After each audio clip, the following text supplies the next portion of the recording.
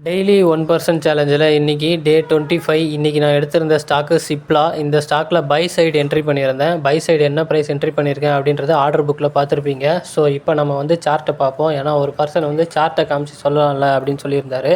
நார்மலாக நான் எடுக்கிற ட்ரேட் எல்லாமே ப்ரைஸ் ஆக்ஷன் ட்ரேடிங் தான். இதில் வந்து சப்போர்ட், ரெசிஸ்டன்ஸ், பேட்டர்ன் இந்த மாதிரி தான் வச்சு எடுப்பேன்.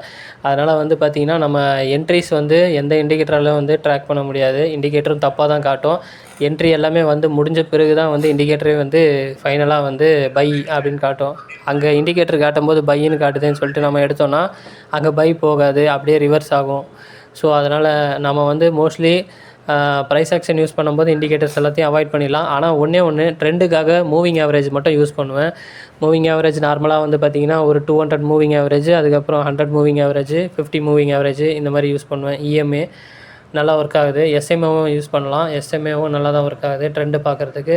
நார்மலாக ஒரு என்ட்ரி கொடுக்கறதுக்கு முன்னாடி இது அப் ட்ரெண்டா டவுன் ட்ரெண்டா அப்படிங்கிறது பார்க்குறதுக்கு இந்த கிராஸ் ஓவரில் செக் பண்ணால் போதும். 200 கிராஸ் ஓவரில் அப் சைடில் இருந்துச்சு அப்படின்னா அது அப் ட்ரெண்டு, அதே மாதிரி வந்து டவுன் சைடில் இருந்துச்சுன்னா டவுன் ட்ரெண்டு. இந்த மாதிரி வச்சு பேசிக்காக எடுத்துக்கலாம்.